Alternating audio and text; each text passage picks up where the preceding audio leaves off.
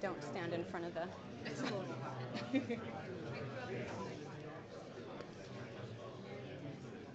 All right, we're going to go ahead and get started of our first session of ACPE 2017. This session is Google merging Chrome OS and Android, the Education Play Store pilot. We've got Andrea from Google and we've got Mark from Olympia School District, and they are going to get us started. So thank you for being here. Cool. All right, thanks everybody. This is a full room, kind of excited about that. For those that just joined, we do have a quick little let us know you're here form, so that way we know that you're here, but that we also are making sure that we're setting up any follow-up resources and answers to the questions that you guys have here today. Yeah, we already talked about Mark and I will be here talking more about Android apps on Chromebooks. And as I mentioned earlier, Olympia was one of the early school districts to actually pilot that experience. And I'll talk to us a little bit more about their learnings. And just a little bit about myself. Everyone likes to talk about their self, right? My name is Dre Alfonso, and I've been at Google for over 4 years. Just celebrated my Googleversary not too long ago. And I've been on the education team for 3 years. And as a program manager, my role is to really ensure that we're working with school districts across the country, specifically for me in the state of Washington and Oregon, making sure that districts are supported when it comes to implementing any of the Google tools, whether that's devices, the platform side of things, or even some of our computer science programs. Again, making sure that you have the resources to make that successful. And we do have something at Google called our 20% time. Is anyone familiar with 20% time? Where we get to try new and fun things outside of our core role. And one of the things that I do is our app show. It's now called the G Suite Show. Does anyone watch it? Okay, a few people. Okay. It's okay.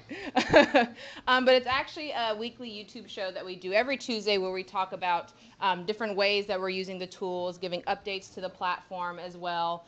Some of the favorite things that I like to talk about is Google Calendar and how I use that to save time, how I really use that to make sure that I'm organized throughout the work week. So a lot of cool little gems there. So if you have time, Tuesday at 11 a.m. Pacific Standard Time, you can check out the app show, and along with myself and 4 other of our co-hosts. So enough about me, and we will kind of talk about what we're here to discuss today. Wanted to first start out talking about a little bit more about what's new with Chromebooks. Earlier this year, we talked a lot more about different form factors that are coming out, so just want to do a recap of that. And then we'll talk a little bit more about kind of the instruction side, redefining learning with Chromebooks. And then we'll talk a little bit more deeply into Android apps on Chromebooks, give an overview into that, and we'll kick it off to Mark to talk a little bit more about their pilot learnings from that. But throughout this presentation, definitely want to make sure that we're keeping it interactive. So any questions that you guys have as we're going along the way, just feel free to pop up a hand, and we'll get those conversations going as well. I do have another short link for everybody. This is our shared notes doc. So if you don't feel comfortable asking a question in front of the group, you can pop those questions in here. And for any of the questions that are in there, if you know the answer to those questions, feel free to provide that resource as well too. And it is case sensitive, and these are capital O's and a lowercase o, not zeros. I don't know why the short link makes it so confusing sometimes.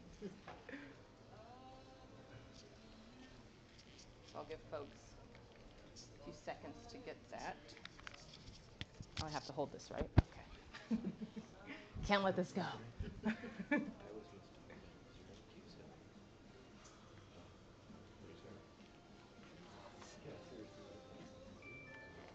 capital O.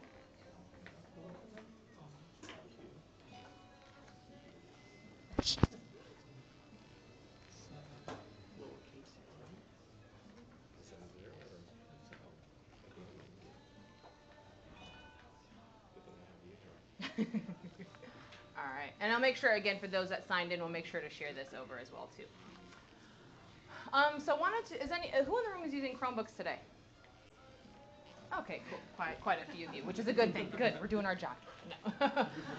But as you know, with Chromebooks, it's funny, when we first started out with Chromebooks, maybe over 5 years ago, I think we were at a point where we were saying, please try this Chromebook. We'll give it to you. But it's really cool to see the way that it's kind of really picked up momentum.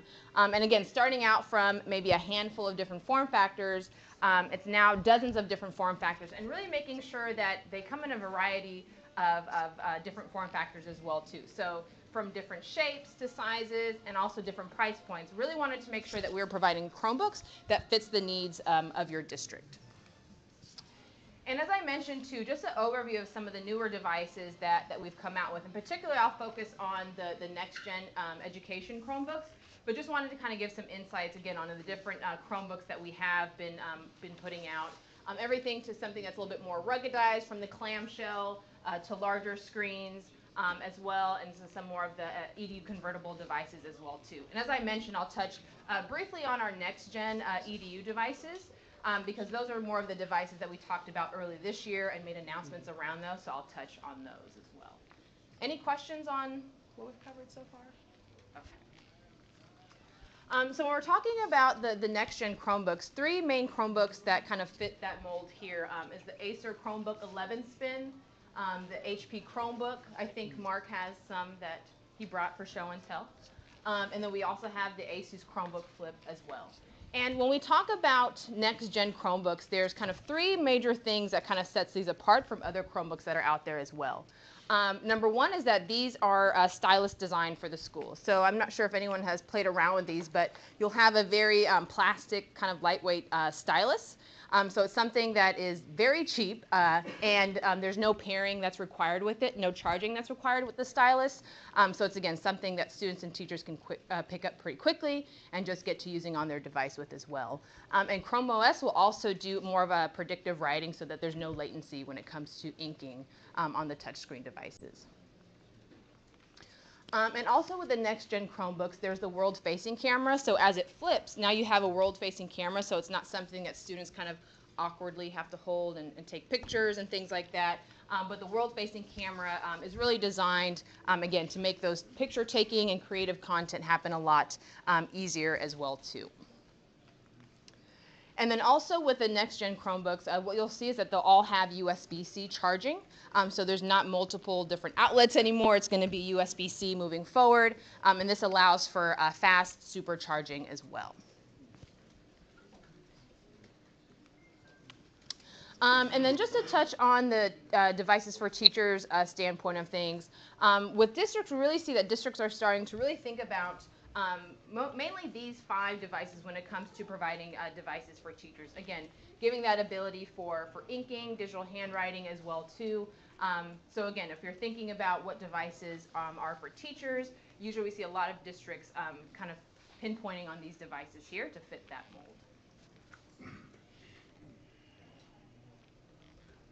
All right, but as we all know, technology, you can't just put technology in the classroom for technology's sake, but it's really about thinking about the form factor and what that device is giving you access to. So anytime we're thinking about developing new products or bringing new features to the devices or the platform, really want to make sure that it embodies 4 of these things that or 4 of these areas that you see here.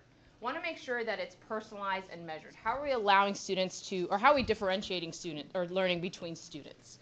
Thinking about collaboration. How are we making sure that the tools, the devices are allowing students and teachers to work more closely together?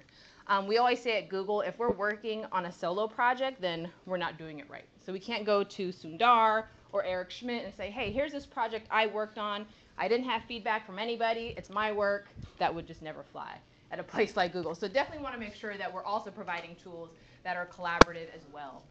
But also tools that allow students to direct their learning, something that's more project-based and self-managed as well, but making sure that the learning is authentic as well. So again, anytime we're developing new tools, really want to make sure that it embodies these 4 areas and really help support the learning principles that teachers are bringing into the classroom. And one way we're really trying to do this, so there's a host of different Chrome web apps that are already available that are very popular within education today.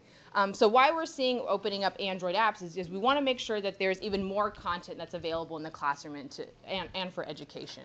And some of the more popular Chrome apps that are already being used right now, GeoGebra, Duolingo, Quizlet, Scratch Tinker, Any other kind of Chrome web apps that folks are using that are pretty popular with teachers in the classroom? Well, this is a good place to start then if you don't have any of those. And again, with the resources, I'll make sure to follow up with the resources and share more Chrome apps and Android apps that are being used in the classroom today.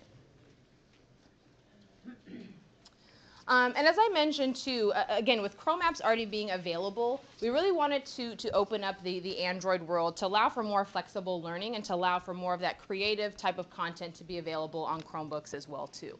And with Android apps, what we're really starting to see is that these apps are really more optimized for those touch devices. So some of the next gen devices that I showed you really being optimized more for that touchscreen form factor. And then Android apps will also be managed through your admin console. And again, that's something that Mark will talk a little bit more about their experience on that. And also with any of the Chromebook vendors or resellers that you guys are working with, you can also think about purchasing creative apps. So thinking about different bundles that you can bring to the classroom, various creative apps like Soundtrap, WeVideo and Explain Everything, very popular apps that teachers are using in the classroom as well, and even active listening apps that can be leveraged on Chromebooks too.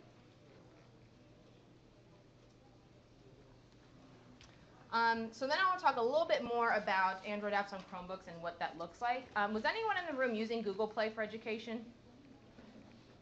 Okay, a few folks here and there. Okay, good. So with Google Play for Education, it's something that we launched maybe going on 3 years ago, if my timeline serves me right. But what we were finding out is that it wasn't something that necessarily teachers or schools were exactly looking for. So they wanted something that was still kind of that shareability that Chromebooks allow, but also opens up more content. So with Android or with Android tablets, it's very hard to have that shareable type of environment. So with that being said, that's why we kind of axed the Google Play for Education offering and instead looking towards Android apps on Chromebooks. And so today, Android apps on Chromebooks are available on selected devices that you'll see here. These 4 devices, the Chromebook Flip, the Google Pixel, and also the Samsung Chromebook Plus. And they're also going to be embedded support within the admin console as well. And that's something that you can beta test right now, and I'll talk a little bit more about how you can go about doing that.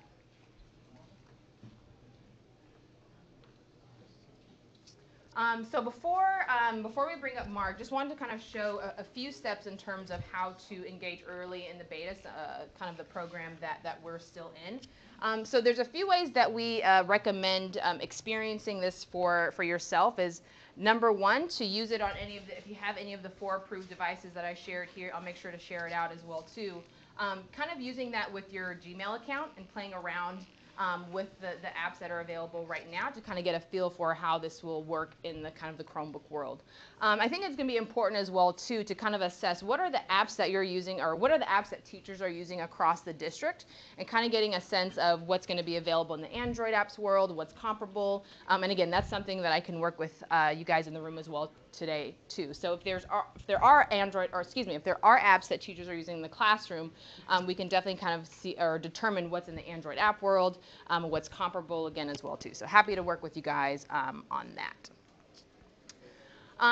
So wanted to kind of just, in terms of trying it out, really thinking about, as I mentioned, what are the apps that are currently being used in the classroom, and thinking about doing a test, not on your product, not on your education domain just yet, but really thinking about, again, testing it for the experience. And once you've done that, kind of consider doing a smaller pilot. So if there's schools that are ready to do this, classrooms that are ready to do this, kind of explore those applications and explore the experience as well too, and then kind of think about a bigger pilot within the district as well. So something you guys are probably very familiar with in terms of how to start a pilot, but kind of just reminding of those steps here. So now I want to kick it off to Mark, who's going to talk a little bit more about their experience at Olympia, what they learned from the pilot, and then we have some devices as well too that we'll be able to show. Awesome. Thanks. I'm supposed to have that too. Oh, yes. And they said to tuck it. If anybody else is a presenter, you're supposed to tuck this in your name tag. Okay, I'll try and be loud for the people that are over there. I've heard that it's kind of hard to hear.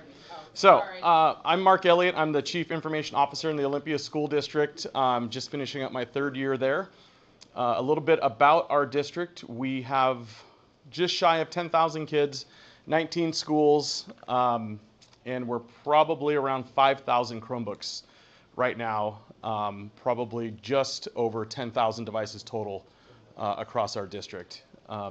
So we have budgeted funds in our technology levy for what we call mobile devices, and we've been spending those exclusively on Chromebooks the last 2.5 years. And we're using that in sort of a way to work towards a one-to-one with a refresh cycle. And in that idea of a one-to-one, we like the Chromebook as what we would call a 90% device. It gets the kids probably 90% of the way there for the things they need to do. But if you were to say, like, at this point in time right now, how would you cover all 100%? We would probably look at iPad carts to supplement into the schools alongside the Chromebooks the kids would get. And then we heard that Android was coming to Chrome, and we thought, oh, well, that actually could be a big thing. And start going with a single device instead of having to sprinkle iPad carts around in our schools, be able to give the kids a touch-enabled Chromebook that is the Chrome OS and the Android portion of it. So when Google approached us and said, would you like to be part of this pilot, we jumped all over it. Because in my previous district, we went through the whole pain of the initial app store for iPads when it first came out, and we just wanted to make sure that we had every opportunity to see what was coming down the road.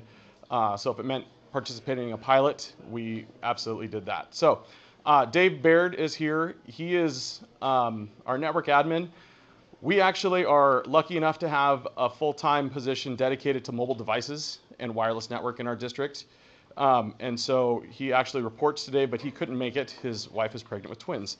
So we would have loved to have had him here, but he gave Dave a quick rundown on what the management console looks like when you're interacting on the Android side, which I'm sure a lot of you may not have seen yet. So at some point in time, I'll kind of break and let Dave pop up and hopefully show, he doesn't want to, he really doesn't want to, what it looks like in the management console to deploy apps.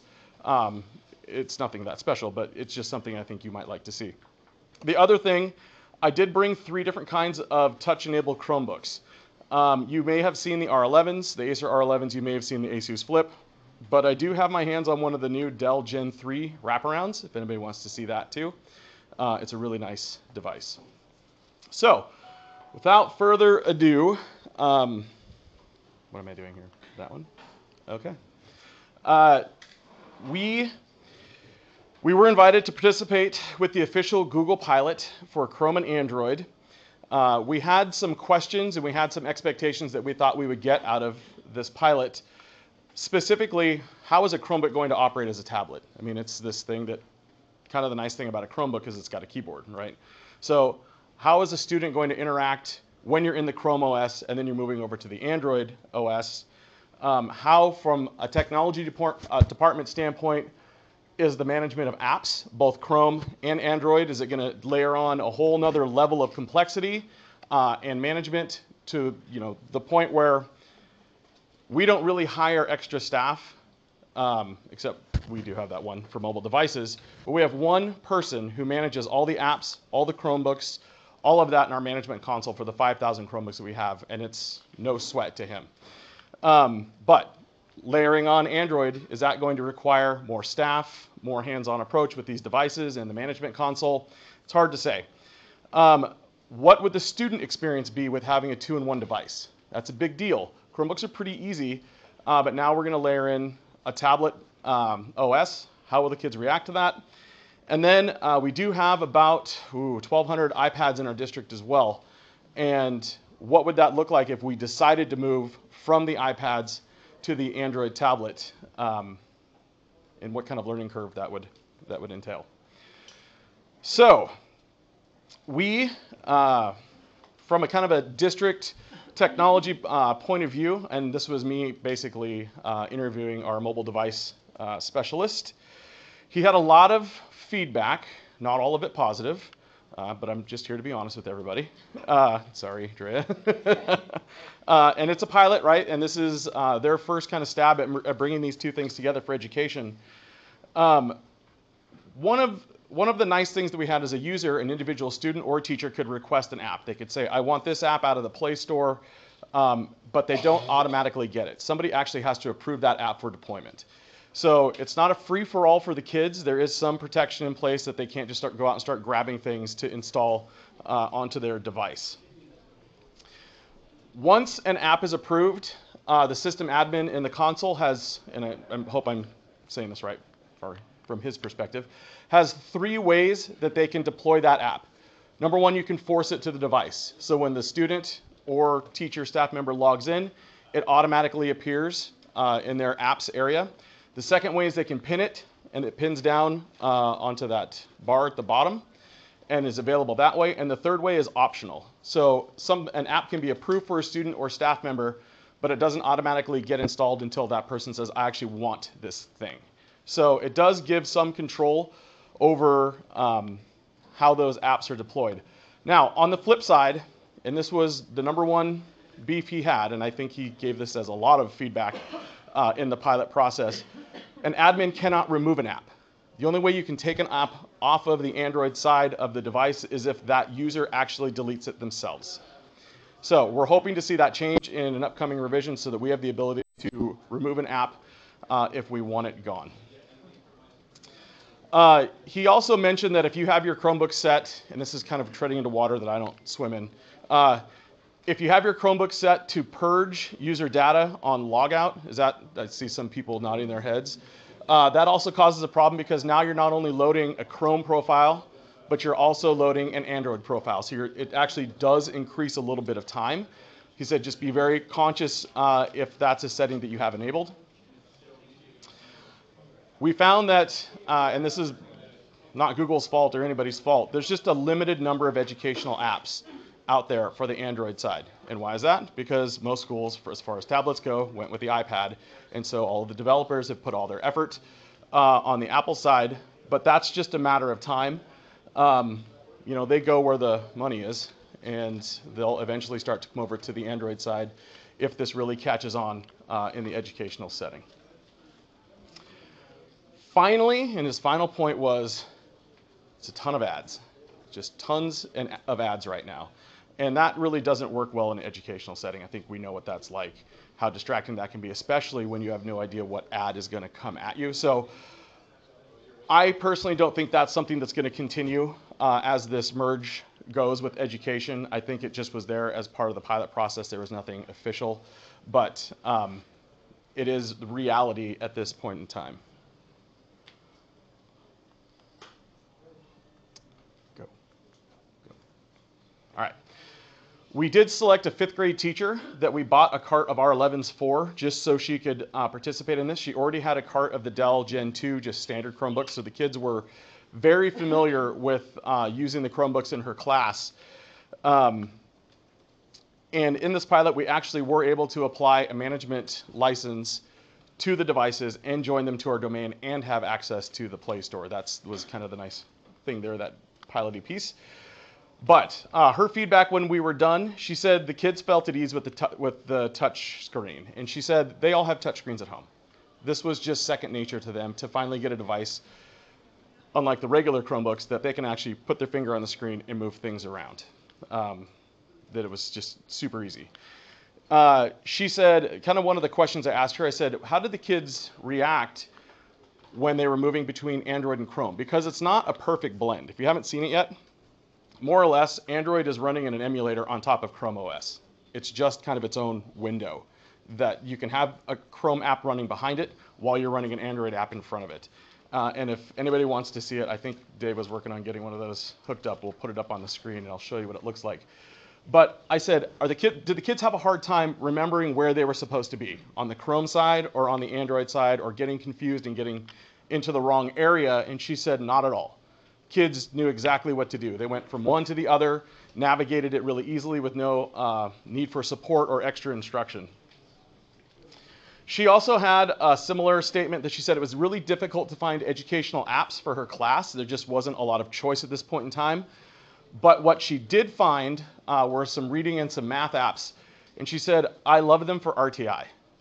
And that's often if you're looking at a blended classroom environment and you're doing centers or something like that, some sort of rotational model. RTI is one of those big things, and to be able to find an app that will help your advanced learners or your remedial learners while you as a teacher or your teachers are spending time with a different group of students is a great thing. And she said this was wonderful. The Chromebooks, you typically would have to either have a web app or send them somewhere, but now we actually have intentional apps that can be loaded on the device and the kids know exactly what they're supposed to do. She said on top of that, fantastic student engagement. They were locked in and going when the devices were out. She didn't feel like she had to do a lot of classroom management, watching over the shoulders to make sure the kids were in the right places, doing the right things. She said they were right there. And then she just kind of made a side comment that the students felt at ease right off the bat because most of them have iPads at home. So just a different form factor, a slightly different OS, but it's all app-based, and the kids are like, oh, yep, this is easy. I get it. So what we learned and what we really didn't. So we took a lot away from this pilot. We believe that this merge is promising, and it could fill that tablet need in a Chromebook classroom environment. But, like we said before, there needs to be a good build out of those educational apps. There just aren't a ton available right now. And the ads are a big concern. Big concern. Because you just, again, have no idea what's going to be there as an ad when they come up. We want more push-pull control over the apps from the admin console. And what we really didn't get, Andrea, you can take this back, and I think we gave this as the feedback too. We never got to interact with the store. That was what I was hoping for personally. I wanted to have a hand in what it would be like to purchase an app. We were limited to free apps only through this pilot. So we never had the ability to go get an app that we had to pay for. We never had the ability to learn how we pay for something. Would it be through a PO? Would it be only through a credit card? Would we be stuck doing gift cards? No idea how Google envisions those for pay apps. And that's, from a CIO standpoint, that's what I was really pushing for. I wanted to know how we have to pay them, how that works. And so they ended the pilot before we even had this conversation, and we will see. It's kind of an unknown at this point in time. So finally, like I mentioned before, we were looking at making our big Chromebook purchase this year. We spend around about $400,000 a year on Chromebooks.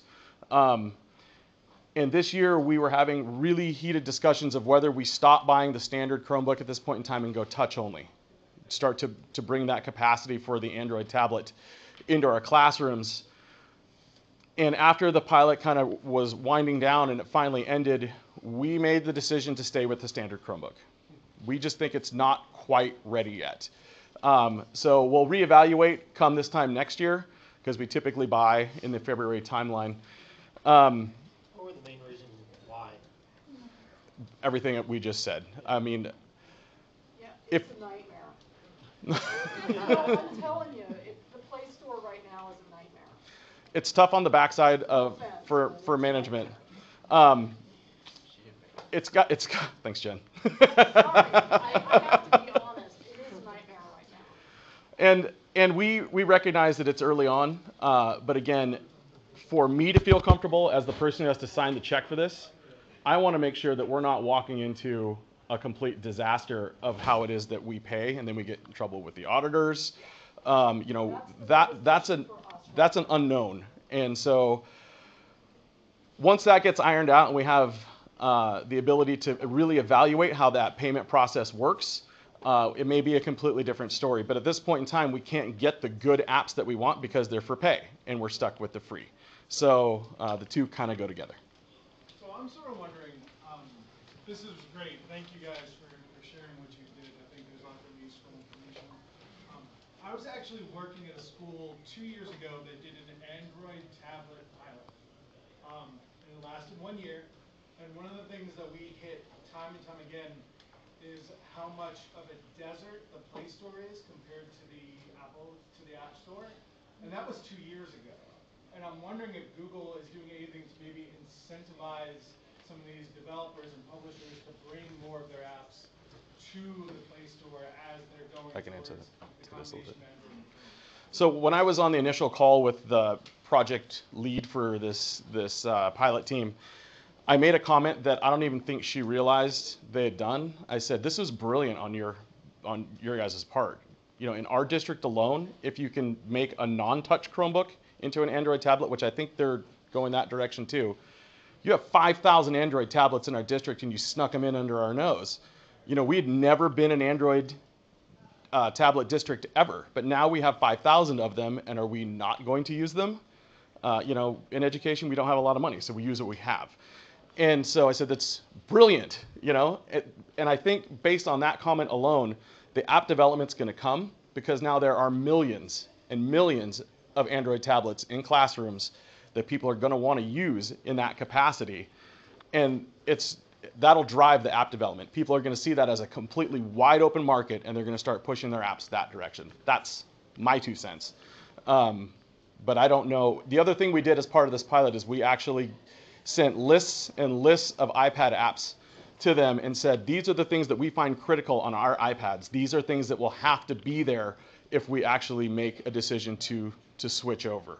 So where they go with that, I don't know, but they did ask that question. The other thing they asked was about the actual form factor itself. They said, what needs to change, or what are we doing right with the Chromebook itself right now as this 2-in-1 device? My feedback on that was, the beauty of a Chromebook was, how fast it logs in, right? Everybody loved, the kids recognize how valuable that is, a 7-second login. There's not much to it, right? The processor isn't terribly powerful. It doesn't take a lot of onboard storage because you're really not putting a lot on the device.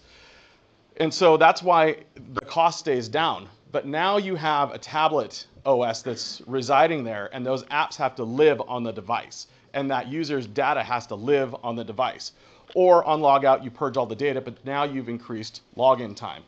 So there's gonna have to be some sort of spec bump on the device itself, whether it's more RAM, better processor, a little bit more storage. I think you can't have a perfect world necessarily where that traditional 4 gig Chromebook is gonna serve the purpose of also being a tablet. But what we also like about the Chromebook is how cheap it is. So we don't wanna see the price, you know, go up either, so.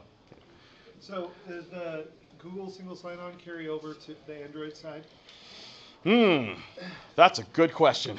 I'm just, I you know, think 'cause if you go into yeah, Khan well, Academy, right, and you can use Oh. a product like Clever or something to auto-log your kids in based on their single sign-on. But if you use the Khan Academy app on the App Store, is it also going to work? The app is registered to the account that you have deployed that app to. So I believe it does go right in that way, I believe. But I'll confirm that as well. Yeah. I'm writing that. We have our Chromebook set to not allow networks that aren't ours. So Dave is furiously trying to fix it so we can log in here. So we can actually pop this one on. It's got an HDMI connection. We can actually pop it on. You can see what it looks like to move it over into an Android environment. How many people have actually seen the Android on Chrome? So I'm assuming that's something we want to see today, is what it actually looks like. So I will see what I can do. In the meantime, while I get that going, Dave, do you want to give just a quick show of what it looks like to go through the management console side of things? How many people in here manage your Google console? So, okay, this will be good. Actually, it got a lot better sometime recently. Yeah. Dave, put this in your name tag. Now it's all done through the Google Admin Console.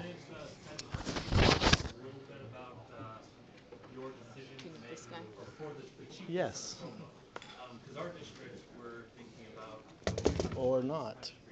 That's not. Oh no, I don't have that. That's all right.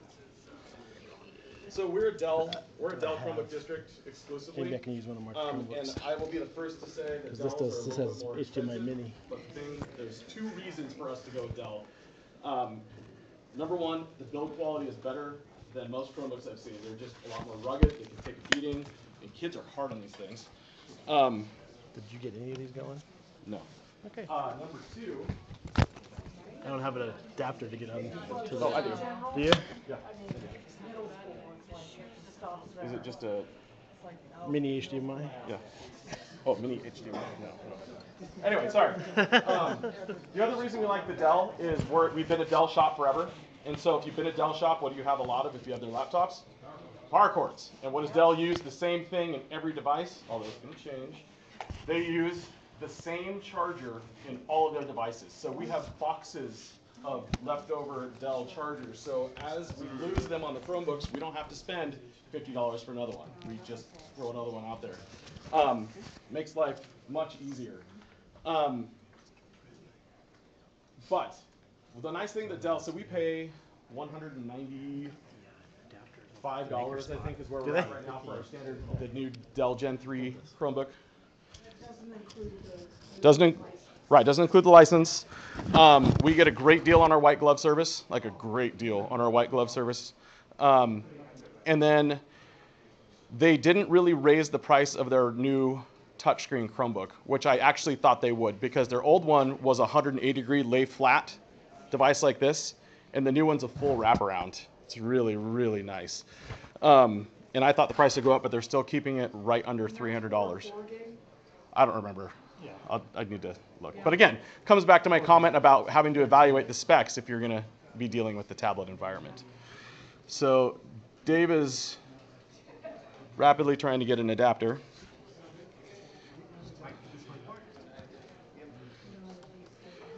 Yes. Do you guys have cases? Well, no, we don't. We also don't insure, but we have just started to allow students to check out in our schools. We're not necessarily looking at a take-home model. So this is what we chose. It's nice and bright. It's neoprene, and it's got a nice little handle. And we know when a kid takes it with them because we can see it from a mile away. So this is about as far as we go with cases for Chromebooks. What we actually do is buy anywhere from around 5 to 10% extra stock on what we actually need, and we keep that in stock, and we consider it a throwaway device because of the price.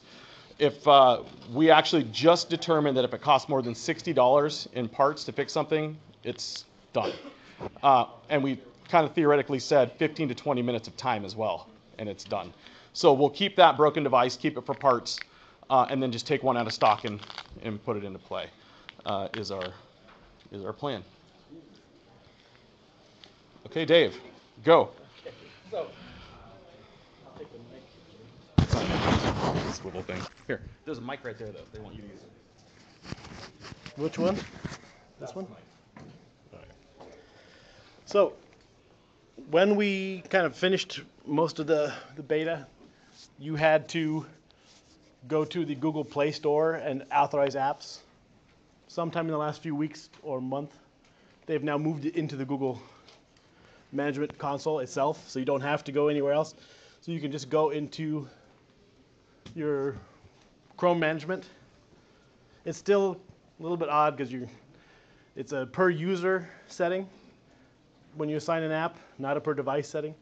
But you got to go into Chrome management and then back to user settings, and then it's by OU. So I've got our staff OU selected here, and then down in the tree there is Android applications and a little link for app management. So click the link. Multiple ways of getting there, but they've made it really easy, much easier than it was to try to remember the path. On the side you have a drop down for Chrome apps, and you can switch to Android apps, and you get the list of Android apps that are allowed and or not configured. So we can pick one. You can see that they're also listed here if we've selected the different options. This one is installed and pinned and allowed for manual install. Other ones are just allowed, and then the ones that we have not configured. So you can just click on one of the apps, do this Juice SSH. Are you sending it to me? What's that? No, I'm not sending it to you. Then you can scroll through your OUs and decide who you want to authorize it to. And it comes up with a little slider bars. You can do admin apps as kiosk apps. We haven't gotten the kiosk mode to work yet, but it's just available no matter which app you choose. You have that option to turn that on. One of those things we're still working our way through. But yeah, it's gotten dead simple. It's all in the one Google Admin Console. You do the force, and it'll just appear on all of your Chromebooks. So when you add a app, you just start typing in the name of the app. Yeah, I believe once you're there, you can do your search under App Management. You can start typing under your search bar, and it will. Because we get a lot of that, a teacher will say, I want this app for the iPad, but they'll give you the short name of it, or 4 different apps. Oh, yes. Have the same name. I do the app deployment for the iPads too. I know that. Syntax is important. Have you noticed whether it's any better in this? No, we a were better job with the names, or because we were piloting, we were limited to what we were pushing out there. oh, okay. We wanted to make sure we were sticking with apps that everybody knew and loved. Teacher that's coming at us with what she wants for apps, and Yeah. she's got a direct line right to the mobile device manager. So I mean, the two are on the phone a lot. It's a lot different than 600 teachers saying, you're getting all those requests constantly coming in for what they might want to use. Yep, this is not quite the same. And then just to add, I know with the pilot experience or the beta experience, it might not be, it's kind of a gift and a curse when you're part of those, because you do get to try out the new tools quicker before it goes launch across the board. But it also helps us with some of those experiences that might not be as great, the feedback that we do get on, that helps our product team making sure that when we do launch this more globally, that we are fixing some of those bugs, or we're fixing some of those features and making those features readily available as well too. So as I mentioned, it's still in beta. And with the beta experience, it might not be the prettiest or best experience, but it does give you opportunity to really get your hands on the tools and be more hands-on before we do launch it globally as well. So, And don't take it that we're upset with this at all. We're really thrilled that we got to be part of this pilot. I mean, it gives us early access to see where this tool is at and where it could go. The last thing you want is to be surprised. And so that's why we didn't even bat an eyelash. We said, yes, we want to be part of this pilot. Absolutely want to be part of this pilot. Yeah. You want to plug that in? Sure. All right, so. Thanks. We will see what this looks like. I don't want to extend the screen.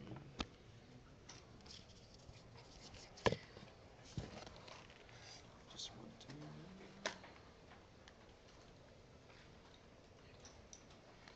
All right, so this Chromebook is logged in as me under my OSD account. I have some apps on it, and noticeably across the bottom, you have your tray, and these are your typical Chrome apps. And this is where it can get a little confusing, because the Chrome apps and the Android apps live together for selection. And so you can, on a Chromebook, you go to Drive, you go to Docs, or whatever you need, your Gmail, but there are also Android apps for those things.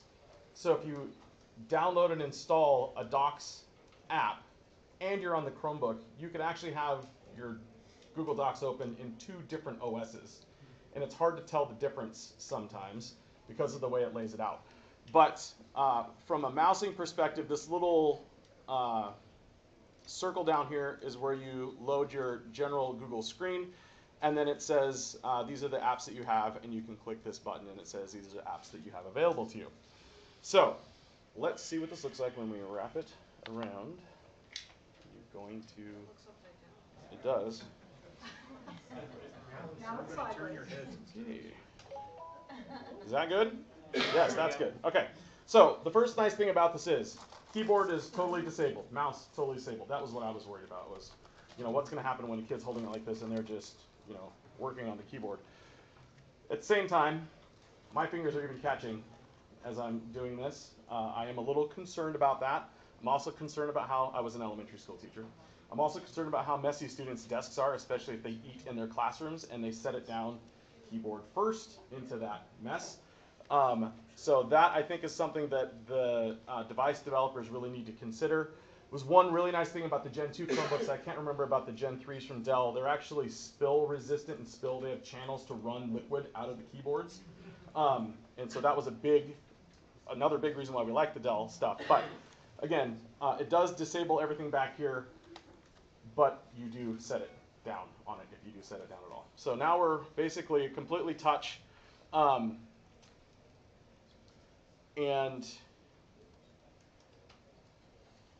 what I will actually do first, though, is I'm going to bring up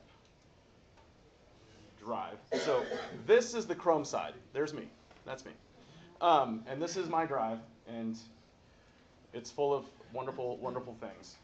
And so to run the Android side of it, you just go down to the bottom, minimize that, bring it up, and then you can open up your Android apps. Again, this is what I was really concerned about. The gray bar across the top kind of tells you you're in the Android environment, but you can have both Chrome and Android running at the same time. And I was worried kids were going to get confused with that. But according to the teacher that we had trying this out, she said the kids were totally fine. They bounced back and forth, really didn't have a problem or any difficulties navigating that environment.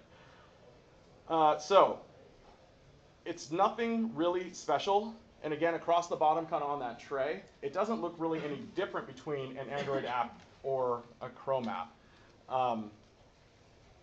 But it does just kind of sit on top in its own emulator is kind of what I'm saying. It's sort of like an Android emulator that just runs within the Chrome OS.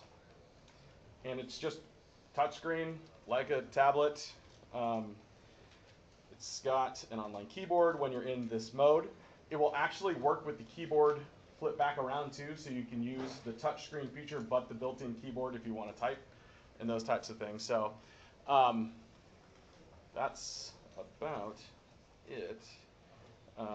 Any questions about that? Anybody want to? Yes. So if I'm following you correctly, you guys chose not to go with it. Was it primarily because the apps weren't robust and there were too many ads? Is that kind of the general gist? Those are some of the items. The piece for me is we have no idea what it's going to look like when we have to pay for something. And that's a scary thought. Right. I mean, but then you would like to see it because you want to see the touchscreen interface. yes. Right. Yeah, I mean, for us to be able to buy a kid a $300 device that does Right. everything, that would be wonderful. But it just has a lot of limitations at this point in time. Did you try any with multiple users using this? This teacher did not hand these Chromebooks to the same kids. The kids would go and select out of the cart. And so, is that what you're asking? Like, Yeah.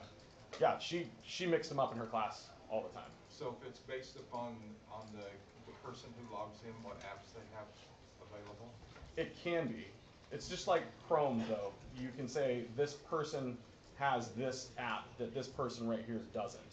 So, but hers were in a general class base. If one person got it, if one had it, they all had it. Any other questions? If anybody wants to actually put their hands on this, you can as well. I'll stick around for a little bit. But the other thing, when you do go to select apps, you have this Play Store icon at the bottom. And this is the App Store right now. The things that you see here are only apps that we have allowed people in our domain to select for use. So again, everything has to be approved. There's not a lot here, but if it's here, a student or a staff member can install it. So if I want to do Toontastic, just say install, and it goes. Pretty simple. Any other questions about that? Mark? Yes. So I have a question about the kind of pilot process. So you guys were part of a formal beta that has now ended. And initially Google said if you have one of these 3 devices and you log in with a personal Gmail, then you can do the beta kind of on your own. Mm-hmm. It appears as though now any district that has a Google domain can enroll themselves in the beta, not in conjunction with Google through some private thing, but with limited features. Right. Yep, they opened up the ability to, kind of what they were calling is they opened up the ability to enable the Play Store on Chromebooks.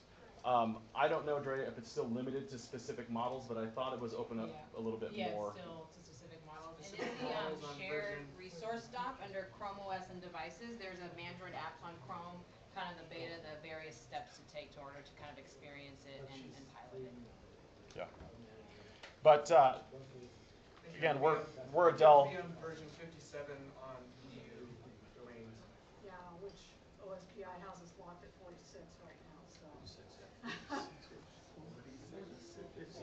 50. 50, okay. Well, what did they just send out the announcement that 58 is not supported? Yeah.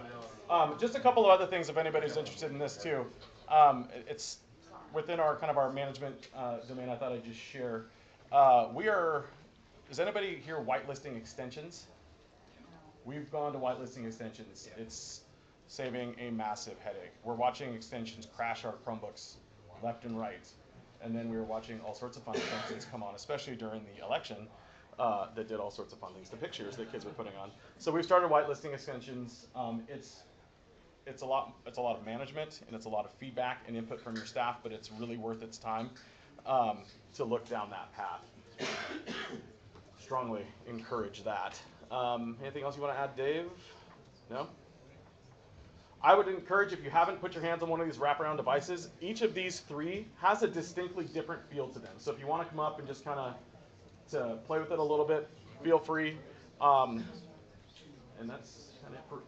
I'm telling you again, when you download the app on the Android side, then that is locked to that machine, because if the kid picks up machine B, then they got to download the app again. And what happens, is it under their own login on the other machine, or can anybody get into it on this machine? I believe it's accessible. It may be on the machine, but I think you have to have the rights to it based on your profile that's there. So Mark, as far as whitelisting extensions, what we started off with was a list that somebody shared from ACPE of the apps and extensions they use. You can mass import the entire list at once. Yeah, I think we started with that one too. Yeah, I don't know who gave it to me. Yeah. So, but it's a really wise idea to whitelist your extensions. Extensions and apps. Whitelist them in your content filter or Google Admin or both? We do it in the admin console. So again, we're whitelisting. Don't get confused when we say whitelisting apps. We're whitelisting extensions. It's different. So the extensions are all those fun little things that people can install. Then they're different from add-ons. But they're all the little things that kind of do automated fun little things in the background.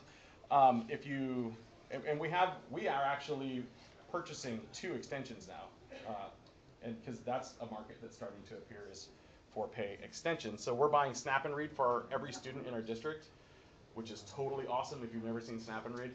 And then, yeah, and we're taking a look at Grackle Docs. Has anybody seen Grackle Docs? Is anybody besides us in the middle of the Office of Civil Rights web accessibility complaint that you've had one submitted and you're now having to deal with, and gives you nightmares and headaches? Grackle Docs. Grackle Docs is an extension that right now it's only for Google Docs and Sheets, but it's an accessibility extension. So it'll run accessibility checkers on your docs to make sure that if you're going to send that home to students and to parents, it's actually web accessible to ADA, WCAG, 2.0 AA, all the stuff that I know all about now, standards. So it's pretty cool. Anyway, sorry, kind of went off topic there, but. All right, so I think we just have a few minutes before we wrap up here, but just wanted to say thanks to everyone for letting this. I think this is the first start of the afternoon session. But before we go, I want to see if there are any questions even outside of Android apps on Chromebooks, any Google questions that folks in the room have. Yeah? Do we have a time frame as to when they're hoping to? Yeah, so 2018 is when we're looking to have this kind of more widely available, but again, beta and the beta program is still open, and I put that link in terms of how you can start with the beta program in our shared notes doc.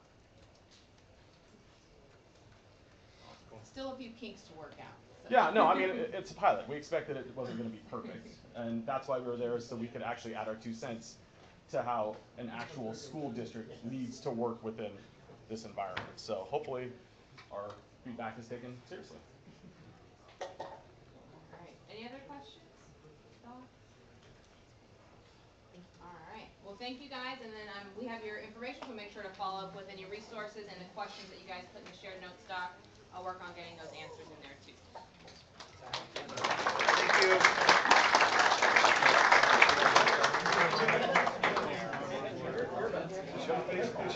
Actually, Dell was trying to run it through the anybody who had that signature file, so she could then use her. saw the main deal was like, they don't restrict the email, people were afraid of Dell because changing your password now because they have access to your password. So they don't have access to your password, they have access to your account. They don't need your password. So what's they do on the backside is